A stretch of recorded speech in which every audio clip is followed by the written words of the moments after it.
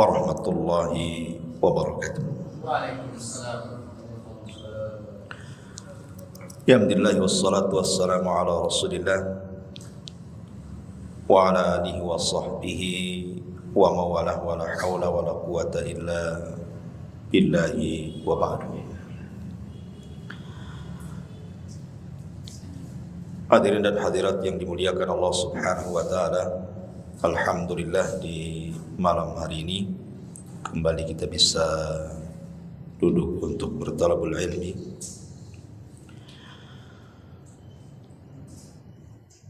Dan malam ini masih membahas fikih salat ya. Apa-apalah kita selang-seling dengan fikih. Dan kita akan menjelaskan tentang beberapa kesalahan fatal orang melakukan salat sehingga sebagiannya bisa membatalkan dan sebagiannya bisa mengurangi pahala, bahkan tertolak sama sekali sehingga salatnya tidak sampai diangkat ke langit. Ma'asyiral muslimin yang dimuliakan Allah Subhanahu wa taala, sebagaimana yang ma'ruf sering antum dengar bahwa awal yang dihisab oleh Allah Subhanahu wa taala pada hari kiamat adalah salatnya. Sebagaimana hadis yang dikeluarkan al-Imam At-Tabrani dalam kitab Al-Awsat dari Abdullah ibn Qarad radhiyallahu anhu.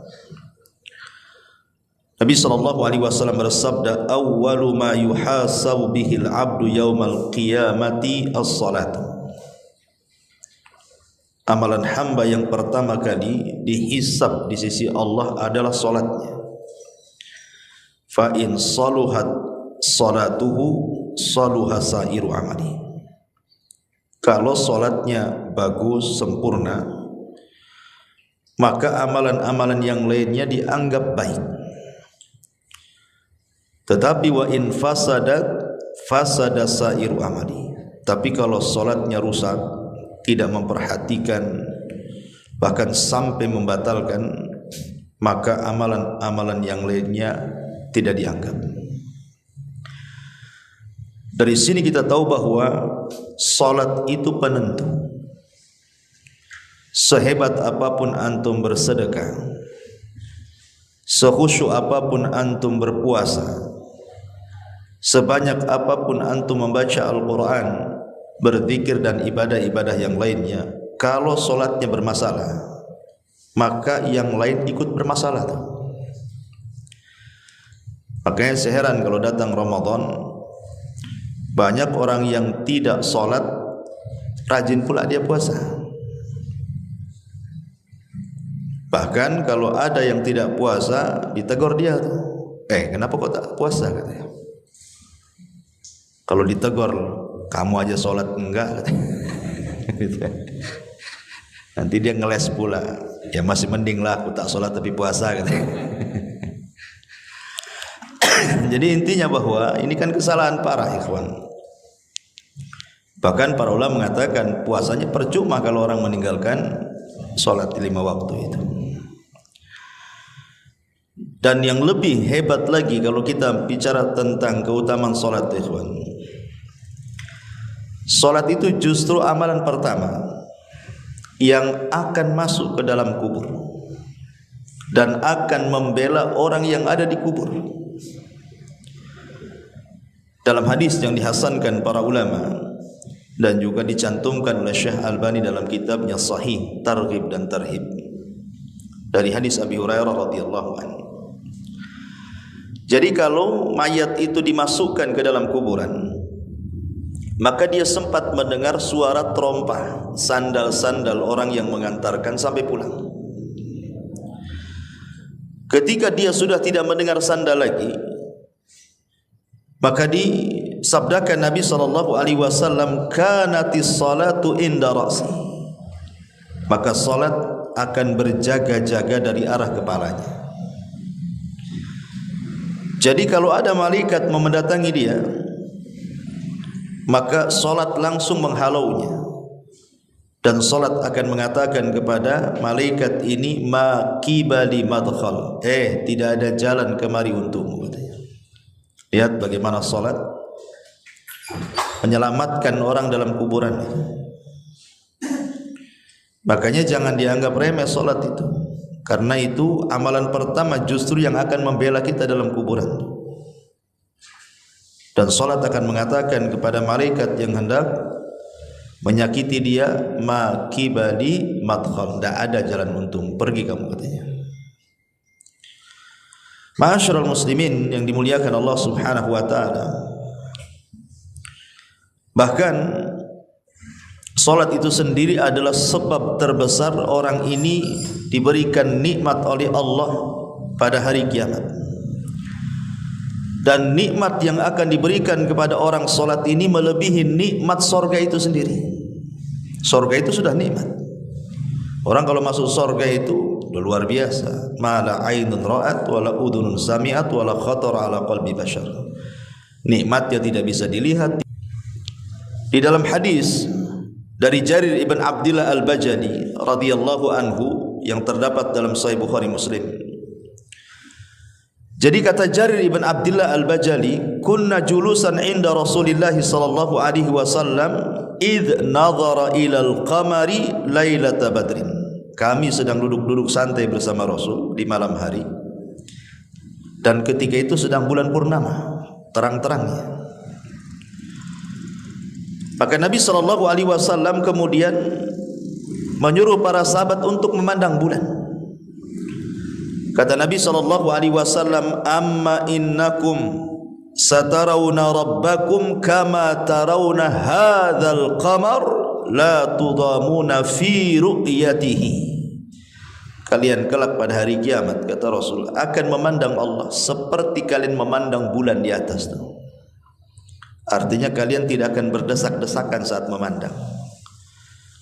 Siapa yang mau desak-desakan mandang bulan? Tinggal didongakkan ke langit, nampaklah bulan itu. Artinya bahwa Allah Subhanahu wa taala akan terlihat dan tanpa ada kesulitan untuk memandangnya. Tidak harus berdesak-desakan kayak antum nonton sepak bola itu kan. Tidak, cukup ke atas kiri nampak Allah. Tapi bukan Allah seperti bulan, bukan. Maksudnya yang disamakan ini melihatnya. Bukan zat Allah sama dengan bulan, tidak. Maksudnya melihat Allah sama dengan melihat bulan. Ya. Kemudian kata Nabi SAW, fa in istata'tum alla tughlabu an salati qabla tulu'i syamsi wa qabla ghurubiha faf'alu, kata Rasul. Maka jika kalian sanggup untuk tidak terkalahkan di dalam menjaga salat sebelum terbit matahari alias salat subuh, wa qabla ghurubiha, dan sebelum terbenam matahari alias salat asar, faf'alu, maka lakukanlah. Dengan itu kalian bisa memandang Rabb kalian. Jadi dari sini kata para ulama ketika memberikan catatan kepada hadis ini, lihat bagaimana salat itu adalah sebab terbesar kita mendapatkan nikmat ru'yatullahi azza wa jalla, bisa memandang Allah.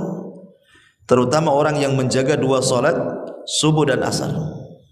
Jadi semakin kita banyak melakukan salat ditambah dengan yang sunnah-sunnah, maka semakin banyak pula kemudian kita akan memandang wajah Rabb kita. Bahkan ulama mengatakan kalau orang memperbanyak salat baik yang wajib ataupun yang sunnah, secara otomatis dia akan banyak berdiri. Ketika orang banyak berdiri di dunia, maka dia akan sedikit berdiri di padang mahsyar. Karena dia sudah sepanjang hidupnya berdiri terus untuk Allah. Tidak mungkin suruh berdiri lagi di padang mahsyar dengan waktu yang lama.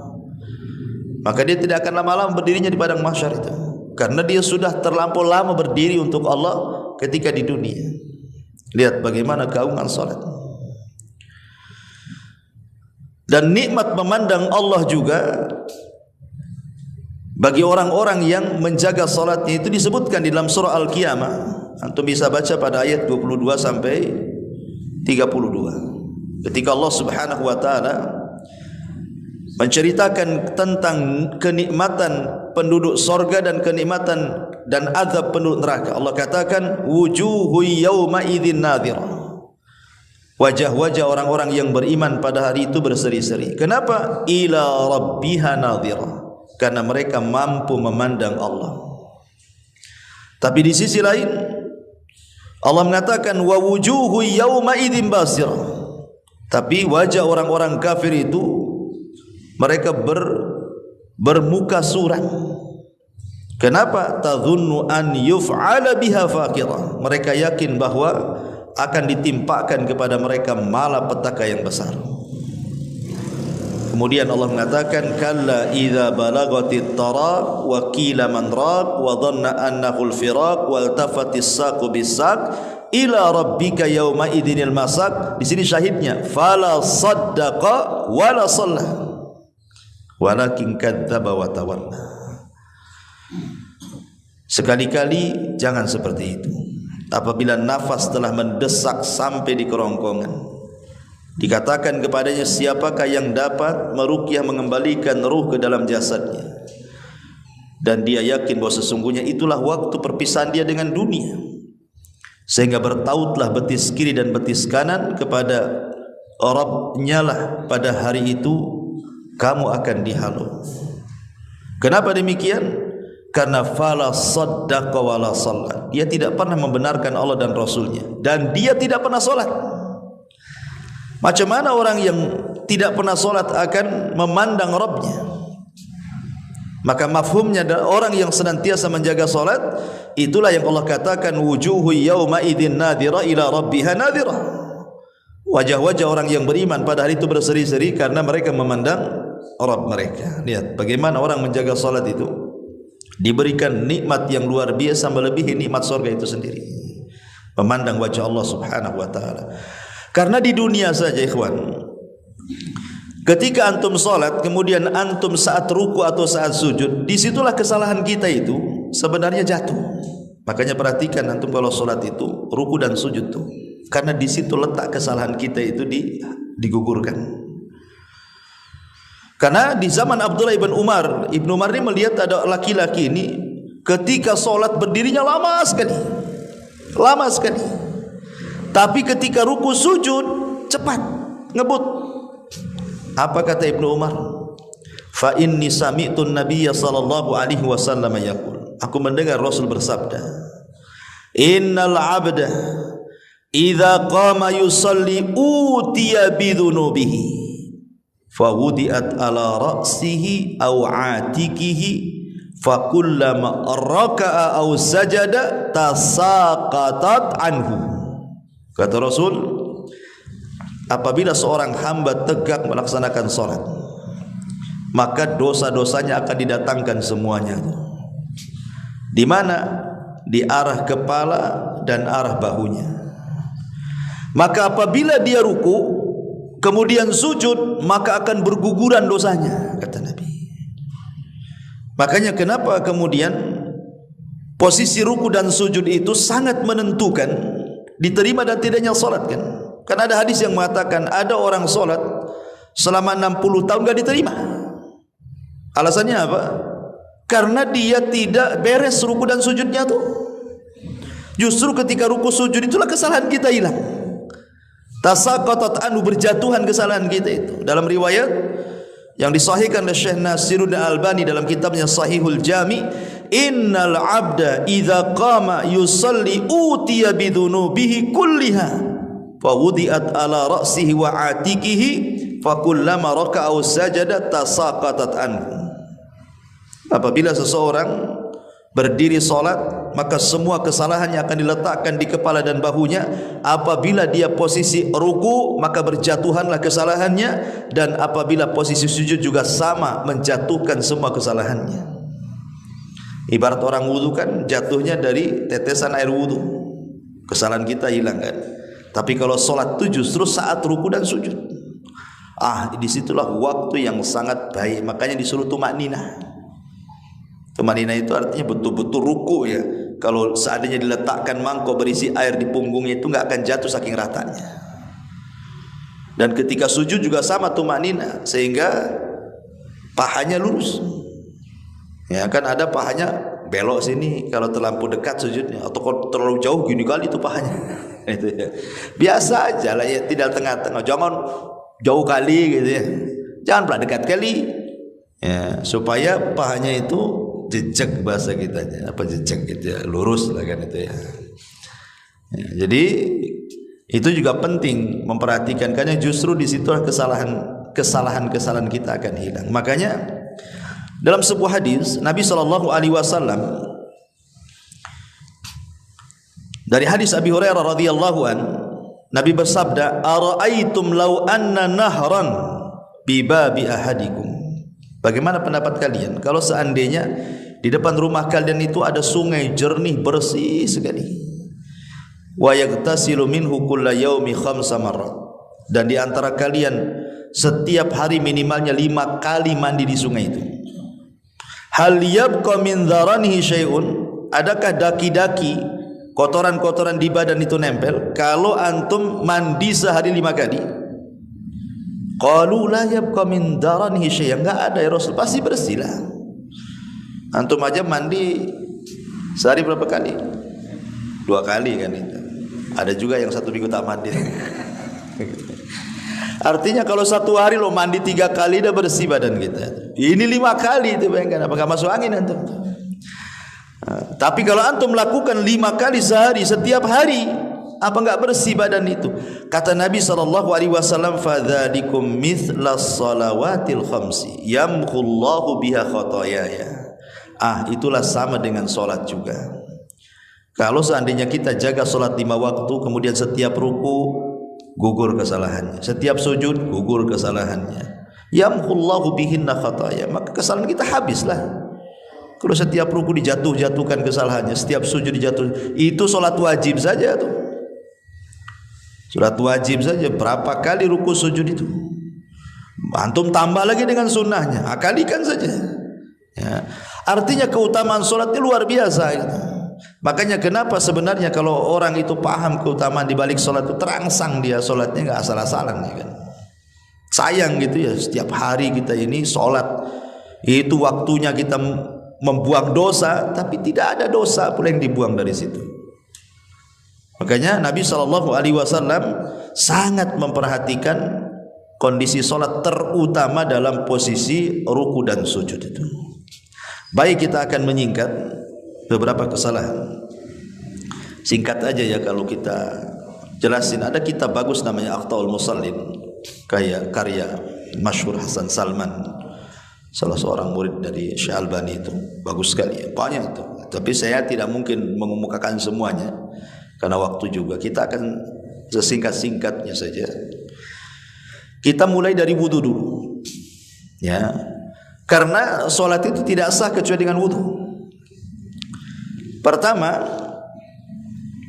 terkadang orang ketika wudu lupa membaca basmalah. Ya. Memang pendapat yang sahih, orang yang lupa membaca basmalah itu sah wudunya. Tapi ada juga yang mengatakan harus diulang, diulang wudunya kalau dia lupa baca basmalah. Ini terjadi khilaf ulama. Walaupun yang rajih sah wudunya. Ya. Tetapi kan kalau sudah ada khilaf ulama seperti ini kan kita tidak tahu mana dikhawatirkan yang kuat yang batal, ataupun mungkin yang kuat yang tidak batal. Kita tidak tahu. Kalau sudah khilaf ini, masalahnya repot. Makanya biar keluar dari khilaf ulama, baca saja. Ya, baca saja. Dan kalau ingat, tidak ingat di awal, baru ingat kemudian di pertengahan, ya nggak apa-apa kata ulama. Kita baca basmalah di pertengahan wudu. Ini yang pertama. Yang kedua, dalam gerakan. Ada gerakan-gerakan itu yang dalam sifat salat wudu Nabi tidak disyariatkan diulang. Seperti umpamanya mengusap kepala. Itu kan tidak disyariatkan diulang, cuma 1 kali saja. Ya. Artinya ketika tidak disyariatkan diulang dan Nabi SAW hanya mengusap 1 kali, jangan kemudian kita membuat syariat yang tidak diajarkan Nabi. Kalau yang lain bolehlah. Sekali basuhan atau 2 kali basuhan atau 3 kali basuhan yang paling banyak. Tidak boleh lebih juga. Ya, karena Nabi SAW mengatakan dalam sebuah hadis bahwa siapa yang menambah faman zada ala hadza au naqasa faqad asaa wa zalama. Siapa yang mengurang-urang atau menambah dari bilangan yang sudah ditentukan Nabi, maka dia telah salah wudunya dan telah melakukan kezaliman. Yang wajib itu 1 kali basuhan, yang 2 dan 3 itu sunnah hukumnya. Tetapi kalau memang Nabi SAW tidak mengajarkan kecuali 1 basuhan saja di kepala, ya sudah itu sajalah. Ngapain pula kemudian kita tambah? Ini kesalahan berwudu juga. Karena itu bisa menyelisih sunnah. Kalau sudah menyelisih sunnah kan mengurangi pahala jadi. Ya. Kemudian yang ketiga, kadang-kadang al-ghaflatu an ghaslil aqab. Kadang-kadang kita tidak memperhatikan ketika mencuci kaki. Yang lain bagus, berkumur-kumur, basuh muka, basuh tangan, kepala. Masalah ketika kaki asal-asalan main guyur saja. Ya kan? Padahal tidak cukup dengan mengusap. Makanya ketika Allah Subhanahu wa taala berfirman, "Idza kuntum ila sholati faghsilu wujuhakum wa aydiyakum ilal marafiq wamsahu bi ru'usikum wa arjulakum." Pakai fathah, bukan pakai kasrah. Karena kaki tidak diikutkan dengan kepala, tapi kaki itu diikutkan dengan tangan. Kalau kaki diikutkan dengan kepala berarti kan diusap. Tapi kaki ketika diikutkan dengan tangan artinya dicuci. Cuci itu bukan hanya sekedar mengusap, tetapi ada adalku, gosokan bahasa kitanya.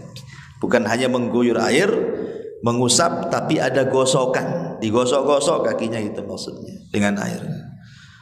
Ya, karena dikhawatirkan kalau seandainya hanya main banjur saja, ambil air main guyar-guyur itu, dikhawatirkan tidak menyentuh atau mungkin ada 1 titik 2 titik anggota wudu yang tidak terbasuh.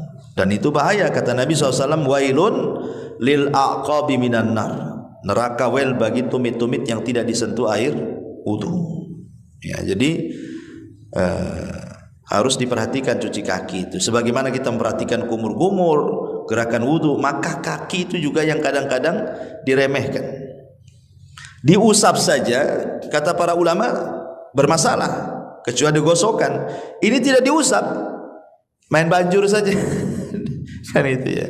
Nah ini juga yang harus diperhatikan ya. Karena bagaimanapun wudu ini yang menjadikan sholat itu baik gitu.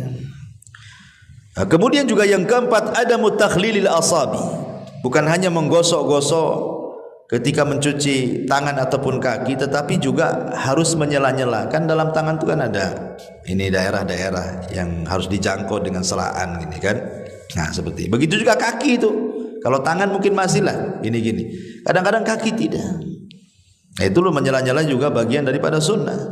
Karena Rasul mengatakan isbaghil wudu wa khallil bainal asabi. Sempurnakan wudumu dan jangan lupa menyela-nyela bagian yang harus disela itu, terutama di tengah-tengah jari itu.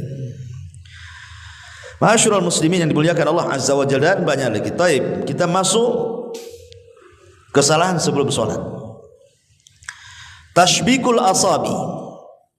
Ada orang yang ketika menunggu sholat itu tashbik. Tashbik itu begini ya kan? Begini. Ini tidak boleh. Saya lihat kan kadang-kadang saya lihat orang yang ketika nunggu sholat tangannya begini. Nah kalau gini nggak masalah. Atau gini kedinginan gitu kan. Kalau gini ya ini yang nggak boleh. Tashbik itu memasukkan jari kanan kiri seperti ini, kemudian gini, gini ya. Tidak boleh. Karena ada hadis Nabi SAW, "Idza tawaddaa ahadukum fi baitihi tsumma atal masjid." Apabila salah seorang dari antara kalian berwudu, kemudian mendatangi masjid, kana fi salatin hatta yarji, maka dia dianggap di dalam salat sampai dia kembali. Kemudian kata Rasul, fala yakul hakadha wasabbaka baina asabi. Kata Rasulullah, jangan kalian lakukan seperti ini.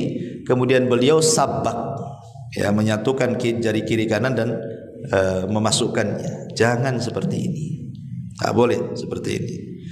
Maksudnya dalam posisi menunggu sholat, ya, dalam posisi menunggu sholat saja.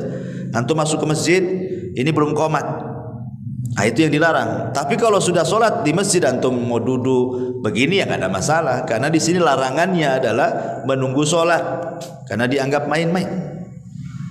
Ya, ini kesalahan juga sebelum sholat. Ini yang pertama. Yang kedua, al-israfil khuta ilal masjid, buru-buru. Ya, kayak mau dikejar-kejar apa gitu kan. Apalagi kalau sudah imam Allahu Akbar ruku. Wah, itu langsung takut gak dapat ruku. Karena dapat ruku dapat 1 rakaat masalahnya kan. Ya. Kadang-kadang wudunya asal-asalan kan. Karena buru-buru wudunya tuh. Karena ingin mengejar ruku, enggak perlu, ngapain pula. Kata Nabi sallallahu alaihi wasallam, "Fama adraktum fasallu wa ma fatakum fatimmu." Kalau kalian mendapatkan sempurna alhamdulillah, kalau kurang ya tinggal ditambah saja kok. Kenapa kemudian sibuk ngejar-ngejar? Yang lebih parah lagi dari rumah gitu ya, ngejar-ngejar motor di kebut-kebut, nabrak nanti.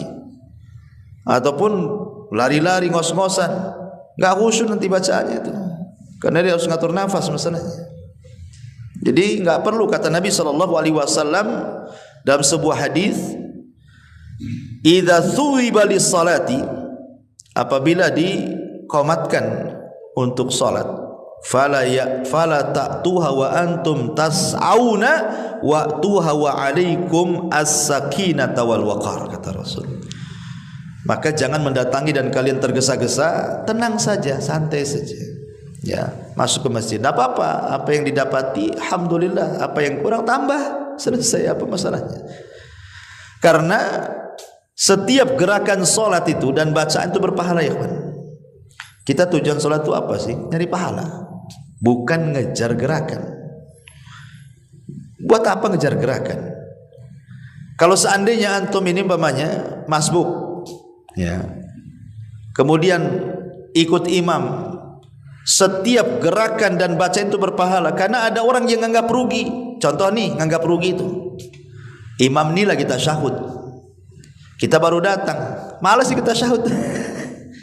Karena dianggap nggak dapat 1 rakaat kan, ditunggunya dia berdiri, nah, baru takbir Allahu Akbar. Anda ini cari gerakan, cari pahala, ya, langsung Allahu Akbar takbiratul ihram, ikut tasyahud, itu sudah dapat pahala walaupun tidak dapat rakaat, tapi kan kita dapat pahala di situ. Karena setiap gerakan dan bacaan dalam salat itu ada pahalanya sendiri tuh.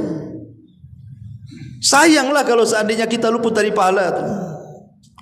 Karena kita diperintahkan untuk mubadarah, bersegera mengikuti imam. Nah, ini juga kesalahan adalah ketika israfil khuta, bersegera melangkah ke masjid. Ya. Tetapi juga jangan kemudian kita berleha-leha. Ya. Jangan berleha-leha itu maksudnya meremehkan gitu ya.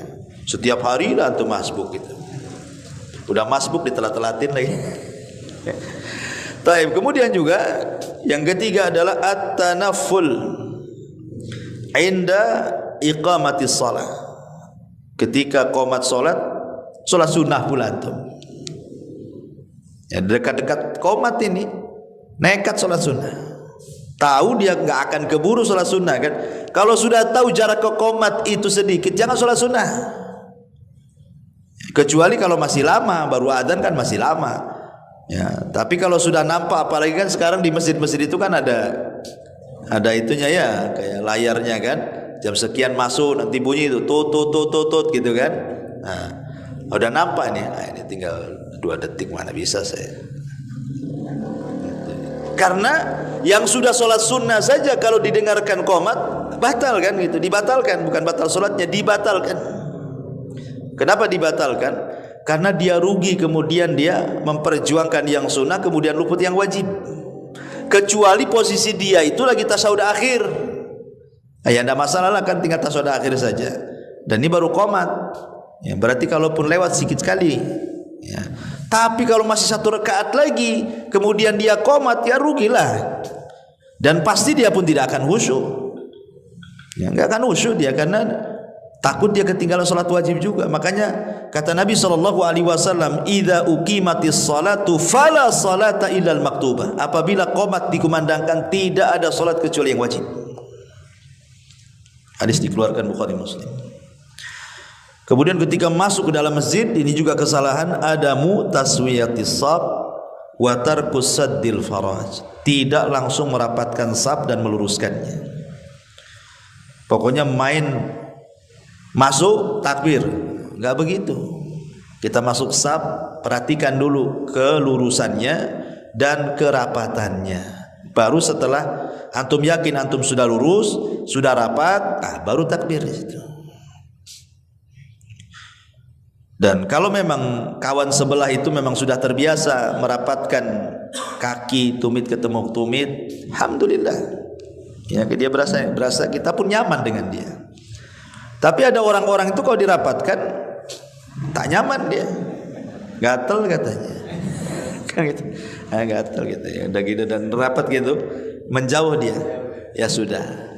Ya kalau antum sudah berusaha mendekat dia menjauh, aku mendekat kau menjauh, ya sudah. Ya, karena masalahnya ada dua kemadharatan. Satu madharat kepada yang menjauh, kakinya semakin rapat, kita pula semakin ngangkang. Kan gitu kan masalah kan. Bahkan ada kasus itu di Gresik dulu, saya masih mondok tuh di masjid rumah sakit. Jadi ada ikhwan itu sakit. Nah kita solidaritas anak pesantren ya ikut nunggu lah kan. Sebagian ikhwan ini semangatnya gitu, ingin merapatkan saf tuh. Jadi orang yang dirapatkan saf ini orang awam, mungkin masih tanya-tanya ini syariat apa kayak gini kan, begini. Jadi makin ngangkang tuh ikhwan ini, marahlah orang sebelah. Akhirnya sepak kakinya jatuh lah. Karena kan kekuatannya kan nggak bisa, kalau ngangkang gini kan kekuatan berdirinya kan kurang kan itu. Jadi sepak jatuh lah kan itu. Sempat ribut tapi sholat tuh. Nah kan jadi akhirnya kan nggak bagus. Niatnya baik untuk merapatkan saf, tetapi berujung dengan penyepakan. Kan gitu kan. Jadi belum tentu niat baik itu jadi baik kan itu ya. Kalau memang orang sebelahnya nggak dirapatkan ya udah. Ya jangan dikejar-kejar kaki orang. Taib. Yang penting kita sendiri sudah ada niat ingin meluruskan dan merapatkan. Intinya seperti itu. Karena Rasul mengatakan la tasawwunna sufufakum aw la yukhallifannallah baina qulubikum wa wujuhikum. Kata Rasul, rapatkan saf kalian atau Allah akan selisihi wajah dan hati kalian. Sebenarnya gampang saja kita ini melihat warga di sekitar sini nyatu hatinya atau tidak, itu lihat sholatnya. Kalau sholatnya centang perendang safnya ada, berarti banyak masalah di tempat ini. Hatinya nggak sama tuh. Ya tapi kalau rapat-rapat safnya itu berarti bersatu lah. Karena hadisnya seperti itu. Rapatkan saf kalian atau Allah buat hati kalian bermasalah satu dengan yang lainnya. Ini juga kesalahan sebelum sholat. Nah, kita masuk ketika masuk sholat. Kesalahan pertama adalah ada tuma'ninati fis sholat. Tidak tuma'nina. Tidak tuma'nina seperti tidak meluruskan sewaktu ruku dan tidak tuma'ninah meluruskan sewaktu sujud. Nabi SAW beliau bersabda kepada orang yang tidak tumanina ketika ruku dan sujudnya, kata Rasul, irji fasalli fa innaka lam tusalli. Ulangi solatmu, kau belum dianggap solat. Sampai 3 kali Rasul itu, ulangi solatmu, kau belum solat. Jadi sahabat ini mengatakan, ya Rasul, saya tidak bisa melakukan yang lebih baik daripada ini, katanya. Karena sudah 3 kali diulang. Maka Nabi memberitahu kesalahannya apa. Kata Nabi SAW, idza kumta ila salati fakabbir thumma qra' ma tayassara ma'aka minal Qur'an. Apabila engkau menuju salat, bertakbir, kemudian baca yang mudah untukmu, jangan yang sulit-sulit dibaca. Makanya sebagian para ulama mengatakan makruh hukumnya salat wajib melihat mushaf. Karena di masjid itu taruh mushaf kan. Ya. Itu tidak disyariatkan kalau salat wajib. Kalau salat sunnah enggak apa-apa. Salat malam antum ingin 30 juz baca Quran enggak masalah. Ya, tapi kalau salat wajib jangan. Karena di sini Rasul mengatakan apa? Summa qra' ma tayassara minal Quran, baca yang mudah. Kalau Al-Baqarah tidak hafal, Al-Fil. Ya. Kalau suruh sapi betina tapal, sudah gajah aja lah. Kan Al-Baqarah panjang, Al-Fil kan cuma sejengkal aja. Ya. Ya, karena kita disuruh yang mudah saja, jangan takalluf. Kita sedang sholat wajib masalahnya. Kalau sholat sunnah nggak apa-apa, pegang Quran duduk aja boleh, kita sholat sunnah itu. Kalau sholat wajib kalau bisa jangan takalluf, jangan membebani diri. Tsummarka hatta tatma'inna rakian. Kemudian ruku sampai tumakninah rukunya. Tsummarfa hatta ta'tadila qa'iman. Kemudian beritidallah sampai betul-betul sempurna berdirinya. Tsummasjud hatta tatma'inna sajidan. Kemudian sujud sampai tumakninah dalam sujudnya. Tsummarfa hatta tatma'inna jalisan. Kemudian duduklah di antara dua sujud sampai kau tumakninah. Tsummasjud, kemudian sujud kembali hatta tatma'inna sajidan. Tsummaf'al dzalika fi salatika kulliha. Kemudian sujud sampai tumakninah, lakukan seperti itu dalam semua salatmu. Artinya jangan meremehkan soal tumakninah dalam salat. Karena tadi sewaktu kita ruku disitulah letak kesalahan kita gugur. Sewaktu kita sujud disitulah letak kesalahan kita gugur. Maka kalau bisa rukunya tumakninah agak panjang, jangan cepat-cepat kan itu. Kemudian sujudnya juga sama. Makanya saya nggak kebayang tuh orang yang taraweh 7 menit ya, 7 menit 23 rakaat kan. Cemana dia akan tumakninah? Nggak bisa. Oh, dolin katanya. Kok langsung dolinnya saja kan? Kapan mulainya itu? Alhamdulillahnya kok langsung dolin. Ya.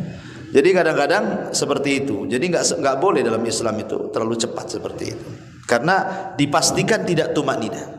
Dipastikan tidak tumakninah. Karena saya lihat video itu orang nih rukunya belum betul-betul ruku tuh karena terlalu cepat. Jadi modelnya gini, nggak lurus begini, baru begini, udah bangkit lagi. Ya. Dari segi gerakan tumakninahnya saja bermasalah. Gimana dengan bacaannya coba? Ya, makanya yang seperti ini, kalau antum melihat imam seperti ini, mufaraqah saja, keluar, baguslah sendiri. Kalau membahayakan solat kita. Ya.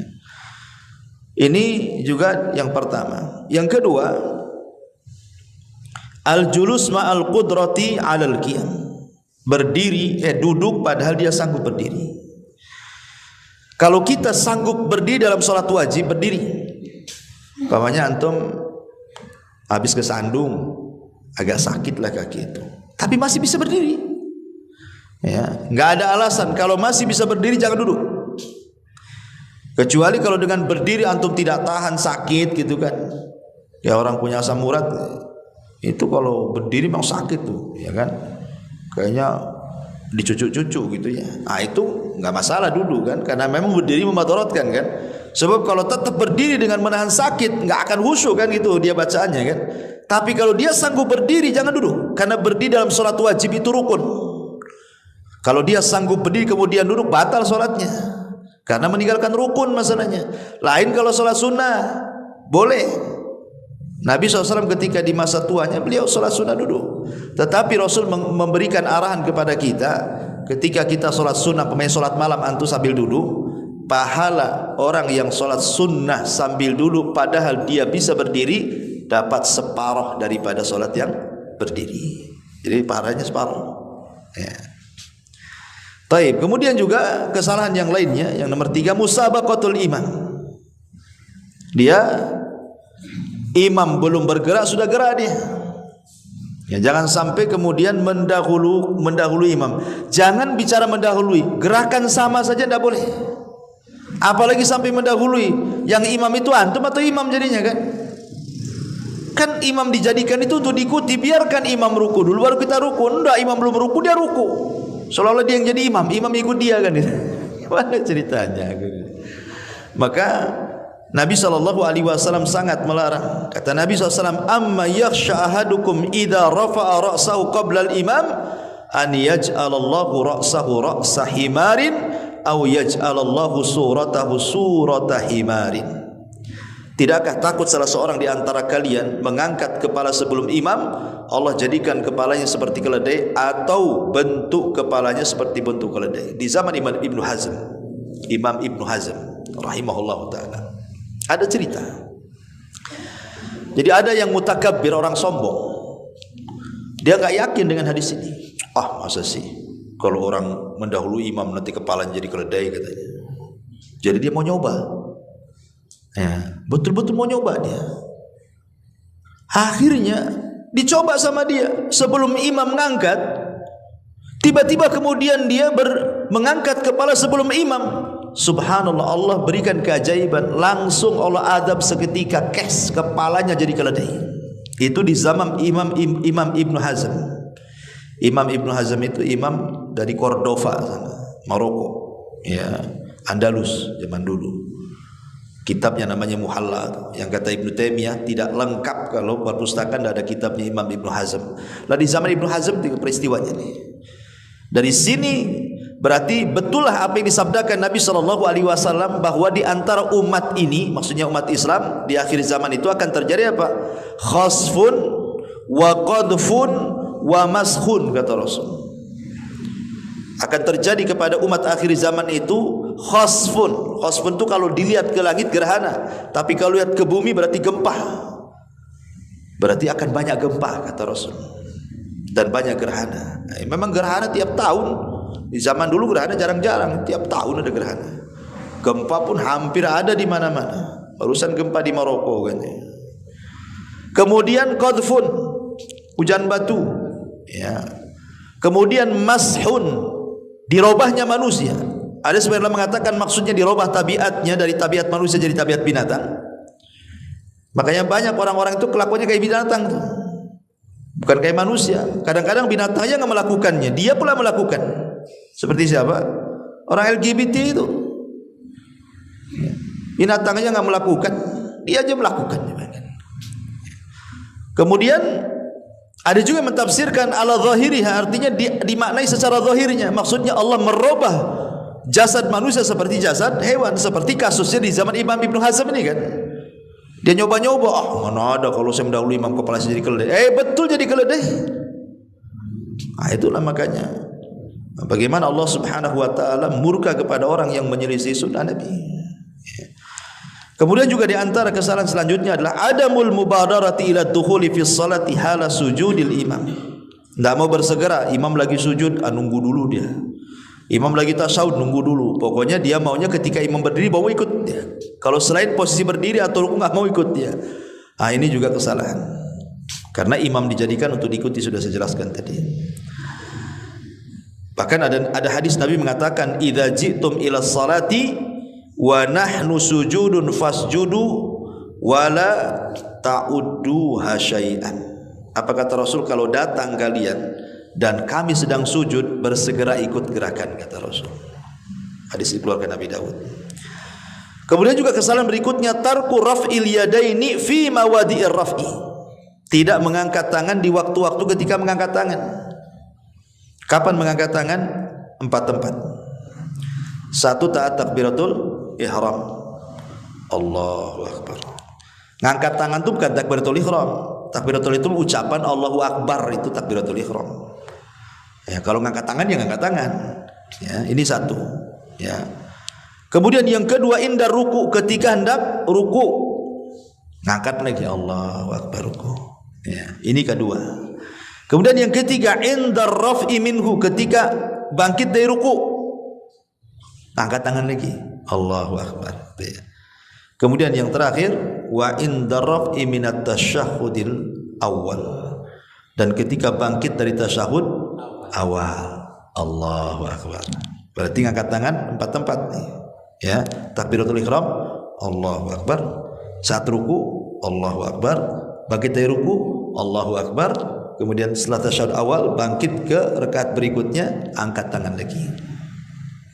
Ya. Saya lihat ada orang yang setiap gerakan ngangkat tangan dia. Tapi ada juga yang setiap gerakan tidak ada ngangkat tangan juga, takbiratul ihram saja. Ada yang terlalu ekstrim, ngangkat tangan semua. Ada yang tak ngangkat tangan sama sekali kecuali takbiratul ihram. Ini juga kan kesalahan gitu ya, karena menyelisih sunnah. Memang tidak membatalkan salat kecuali takbiratul ihram kan itu ya. Tapi kan mengurangi pahala, karena bagaimanapun melaksanakan sunnah itu penting dalam salat kan. Kemudian juga kesalahan yang lain adalah adamus sujud alal a'dha'i sab'ah. Dia tidak sujud di atas 7 anggota sujud. 7 anggota sujud itu maksudnya 2 telapak tangan, 2 sudah dihitung 2, 1 2 kan itu. Kemudian 2 lutut berarti 4. Kemudian 2 ujung jari-jari kaki berarti 6 ya. Kemudian dahi dan hidung 7. Ini harus nempel di bumi ini. Saya lihat pernah ada orang sujud kakinya ngangkat ke atas. Pernah tuh lihat orang lihat sujud kakinya ngangkat tuh. Nah, kakinya nancep. Atau hanya dahinya, hidungnya nggak kena. Nah, makanya dahi dengan hidung itu satu paket itu. Kalau sampai ada di 7 anggota sujud tidak nempel di bumi, tidak sah sujudnya.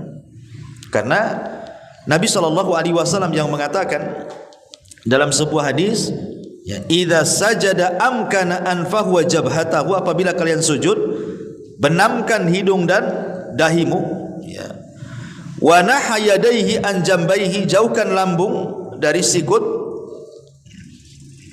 Jangan gini, enggak ada perbedaan sujud laki-laki dan perempuan itu. Karena ada yang bertanya, Ustaz, katanya kalau perempuan itu dirapatkan, kalau laki-laki direnggangkan. Enggak ada, sama semuanya. Bahkan kalau anak-anak kambing masuk dia. Ya, tapi kalau antum sholat jamaah rapat sapnya ya jangan dibentang-bentang gini. Ya kasihan dong sebelah kan itu. Kalau sholat sunnah, karena posisi kalau lagi rapat gitu kan agak sulit. Ya gimana lagi kan gitu ya. Tapi kalau sedang sholat sunnah sendirian kan bisa untuk melakukan ini. Ya. Kemudian kata Nabi SAW, wa wada'a kaffaihi hadwal mankibaihi, kemudian meletakkan kedua telapak tangan sejajar dengan bahu saat sujud. Wa kana yumakkinu rukbataihi, dan menancapkan kedua lututnya, wa atraf qadamaihi, dan ujung-ujung telapak kakinya. Berarti 2 ujung telapak kaki, 2 lutut, 2 telapak tangan, dahi dan hidung, itu disebut dengan arkan sujud. Ya, rukun-rukun sujud di situ. Nah, taib. Kemudian kesalahan berikutnya adalah ketika sholat dia mengangkat suara saat berzikir.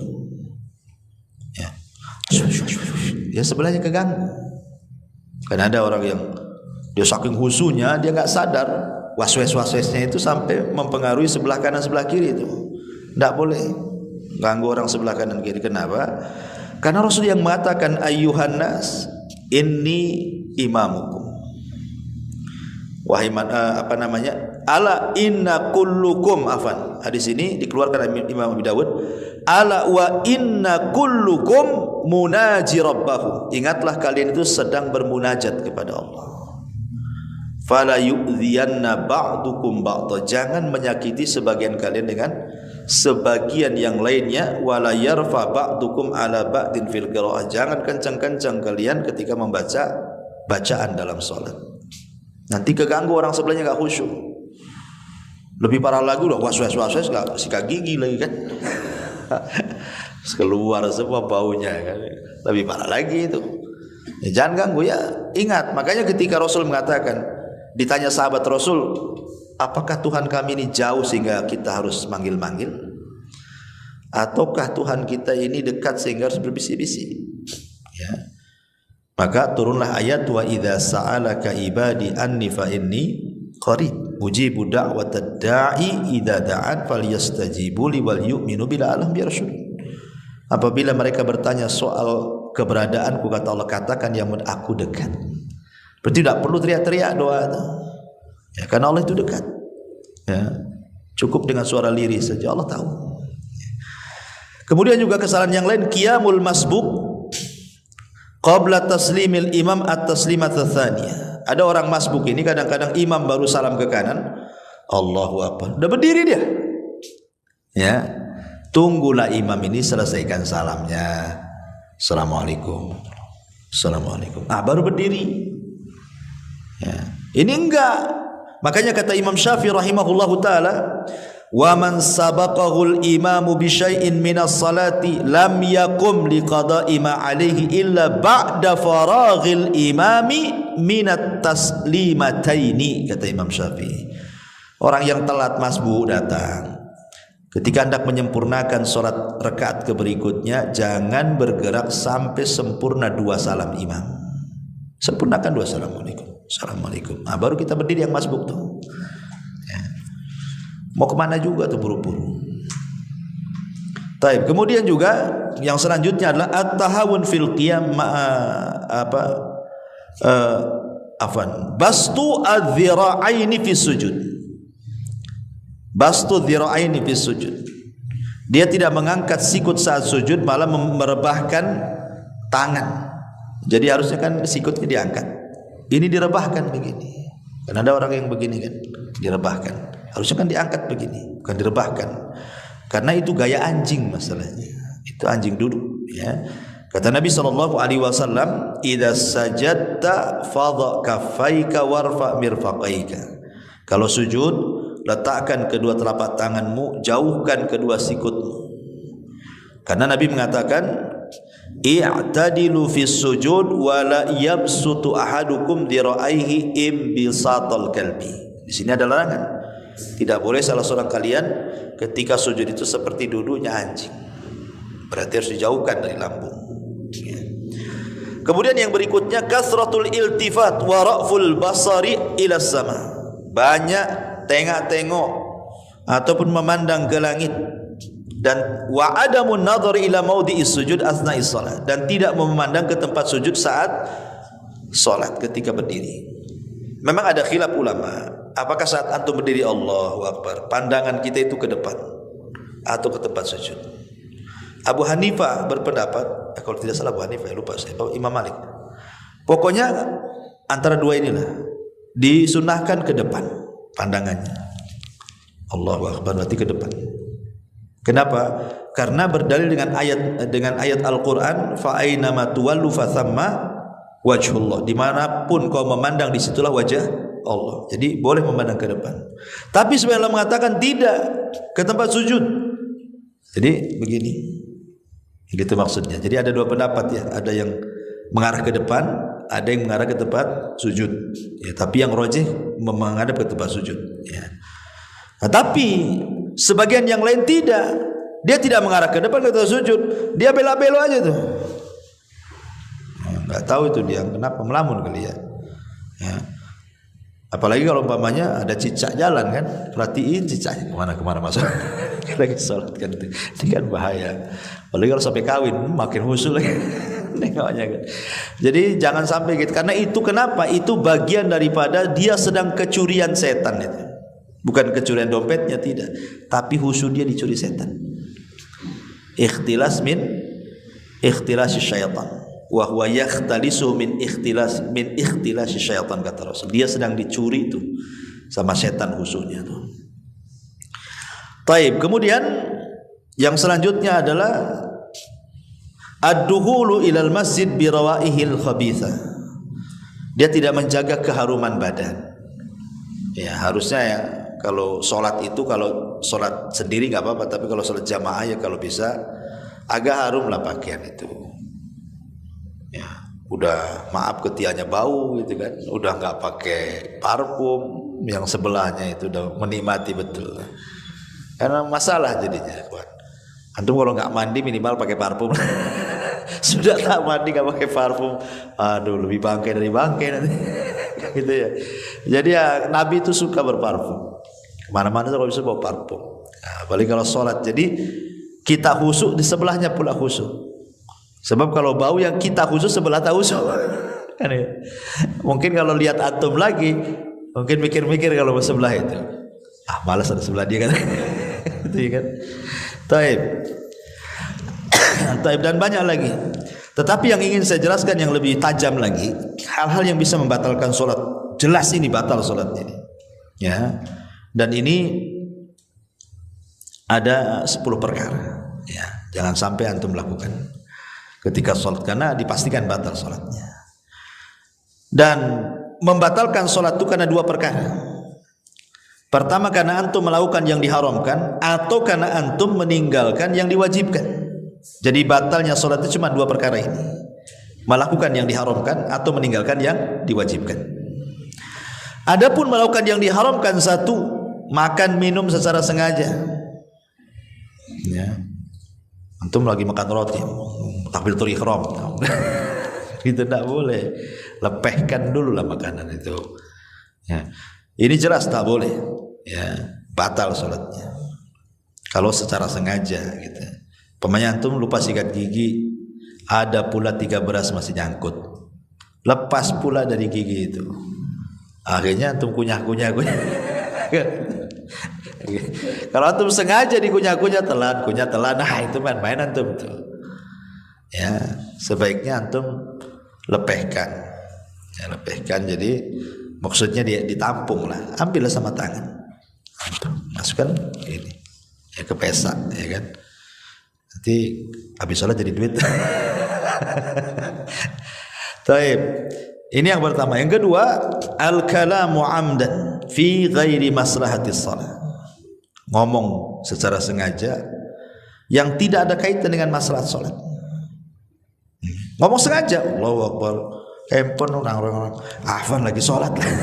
Gitu ya. Itu tidak boleh kalau ngomong di luar masalah sholat. Karena di zaman Rasul itu ada seorang sahabat, saya lupa namanya. Jadi samping dia itu bersin, haji. Gitu. Mungkin karena dia terbiasa refleks mendoakan orang bersin. Yarhamukallah. Gitu. Jadi orang mandang-mandang semua sama dia. Ya, ada apa orang di depan lagi sholat tuh, orang memandang dia. Sampai ketika kemudian selesai sholat, maka Nabi SAW memberikan wejangan. Nah, maksudnya jangan dijawab, karena sholat itu perlu kehusyuan. Ya. Taib. Kemudian yang nomor 3 adalah al-amalul kathiru amdan, banyak bergerak. Nggak ada jalan, nggak ada hajatnya bergerak, banyak bergerak. Ya, jadi jangan banyak bergerak yang tidak ada hajatnya dan bukan jenis sholat. Bukan jenis sholat, tapi banyak bergerak. Walaupun para ulama itu membedakan, kalau sedikit ya dimaafkan. Seperti kalau mazhab Syafi'i itu kan 3 gerakan kan itu ya. Nah, tapi kalau banyak bermasalah, bisa batalkan sholat kalau terlalu banyak bergerak. Maksudnya bergerak yang bukan bagian daripada gerakan sholat. Tapi kalau bagian dari gerakan sholat, umpamanya nih, kan kita tidak boleh sholat kecuali menghadap sutra. Umpamanya di situ, antum jadikan orang yang duduk di situ, jadikan sutra. Kemudian pergi pula dia. Kalau hanya 2 langkah ke sini, nggak apa-apa, dekat. Tapi kalau antum jadikan sutra di situ, pergi dia, antum jalan sampai sini, jalan-jalan itu namanya. Nggak usah. Ya, kalau masih memungkinkan selangkah 2 langkah nggak apa-apa. Tapi kalau jauh kali, nanti orang nengok sholat gaya apa itu? Ini sholatnya Wahabi. Kalau salah kan gitu. Ya. Baik. Kemudian yang nomor 4, adz-dzahiku fi sholati, tertawa dalam sholat. Tertawa, entah antum menghayalkan apa atau tertawa. Ya. Kan kadang-kadang itu, kadang ada juga orang cerita itu dia tertawa gara-gara lihat anekdot di kaos orang. Allahu Akbar. Tengok mungkin ada anekdot di situ, bahasa apa terbaca, ketawa dia, batal sholatnya. Makanya jangan ganggu orang sholat. Kalau tahu kaos-kaos itu jangan, ini mesti politik nih maksudnya. Kaos partai. Sampai ada cerita itu, ketika dia tasyahud itu kan gini, sekali yang di sampingnya nomor turut 2 jadi gini tasyahudnya. Berarti bolonnya lagi. Ini kan main-main aja sholatnya. Kemudian juga yang nomor 5, al-khata'u fil qira'ati idza ghayyara al-ma'na. Ya, kesalahan dalam bacaan yang sampai merubah makna. Di mana maknanya ini sangat parah. Bahkan bisa sampai kekufuran. Nah, ini jelas. Ya, kalau sampai fatal sekali merubah maknanya, maka tidak sah sholatnya. Tapi kalau bukan karena mungkin lidahnya yang susah gitu kan, memang sudah berusaha lidahnya susah, ya memang gimana lagi, kita ini bukan lidah Arab kan gitu. Kemudian yang nomor 6, takhalluf al-ma'mum an imamatihi bi ruknaini, ketinggalan 2 rukun karena imamnya cepat-cepat, ketinggalan 2 rukun kita. Umpamanya kita mau tumaninah, Allahu Akbar, baca. Imam ruku kita belum selesai bacaan, masih baca saja. imam i'tidal, kita pula baru ruku, berarti 2 lewat tuh, batal sholatnya. Jangan kelewat 2 rukun. Kalau imam ruku segera ruku lah, jangan nunggu dia i'tidal. Nah, ini batal wudu sholatnya.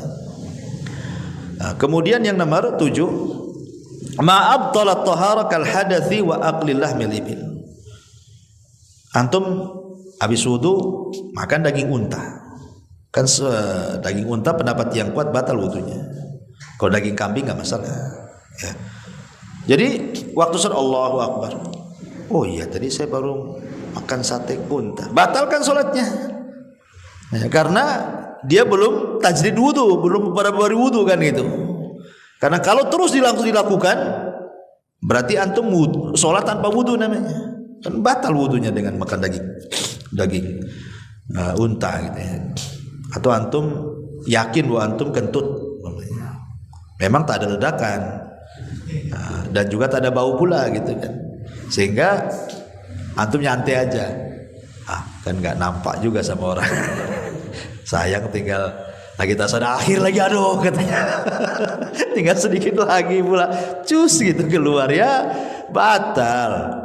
Nggak masalah, diulang kan pahala juga gitu, kenapa sayang. Kemudian juga yang nomor 8, kashful aurati amdan, membuka aurat secara sengaja. Kalau tidak sengaja nggak apa-apa.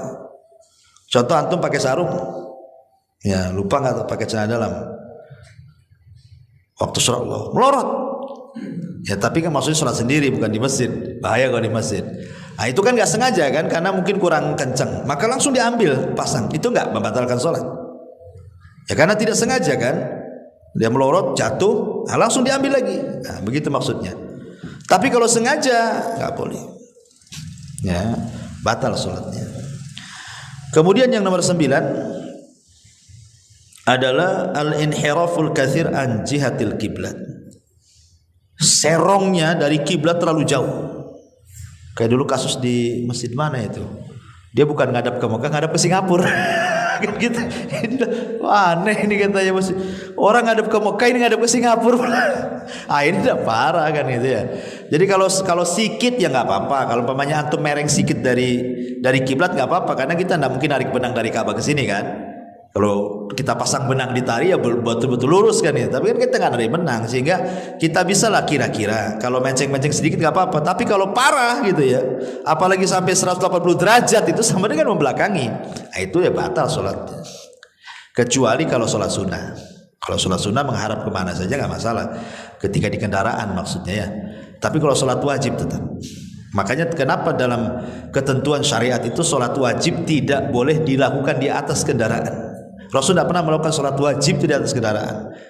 Nah, ketika Syekh Utsaimin ditanya bagaimana hari ini di pesawat, kalau turun nggak mungkin kan itu, maka dibolehkan inda darurah, dalam kondisi darurat. Jadi sholat wajib di atas pesawat itu boleh karena darurat. Tapi kalau tidak darurat, masih bisa lah. Kan turun pesawat ini jam 4:30, berarti ke maghrib masih lama. Bisa lah, nggak usah sholat asar di atas pesawat. Turun karena masih ada waktu untuk sholat asar. Tapi ini turun jam 7 nih, ada mungkin juga sholat asar dijamah dengan maghrib. Terpaksalah kemudian di atas pesawat. Kemudian juga yang nomor 10 di sini, wujudun najasati ala badani wa thiyabi. Ada najis pula di badan kita, di pakaian kita. Mungkin waktu antum gendong anak antum kencing, antum tak tahu kan itu ya. Pas sholat kok pesing nih. Nah, baru ingat, oh iya anak saya tadi kencing. Batal sholatnya. Ya, karena dia tahu ada kencing anaknya di situ kan. Ya, atau saya tambah umpamanya dia salam sebelum selesai membaca bacaan, main salam duluan. Mungkin mau buru-buru mau pusal kali ya. Jadi baru baca syahadat, belum sholawat udah main salam tuh. Nah, selesaikan dulu bacaan-bacaan itu, kemudian salam. Kalau memang pemanya yang sunnah-sunnah nggak dikerjakan ya nggak apa-apa. Seperti berlindung dari 4 perlindungan kan sunnah saja dibaca. Allahumma inni a'udzubika min adzabi jahannam wa min adzabil qabri wa min fitnatil mahya wal mamat wa min fitnati syarri masih dajjal. Itu kan sunnah saja dibaca. Kalau itu nggak dibaca nggak apa-apa. Tapi kalau tahiyat, syahadat, sholawat itu harus dibaca, ya, nggak boleh tinggal, gitu ya. Ini karena bisa membatalkan sholat nantinya. Nah ini diantara sebagian, sebenarnya ini sebagian karena juga waktu ya. Ya mudah-mudahan bisa dipahami. Kita tutup sampai di sini. Subhanaka bihamdika asyhadu an la ilaha illa anta astaghfiruka wa atubu ilaik. Allahu taala alam. Assalamualaikum warahmatullahi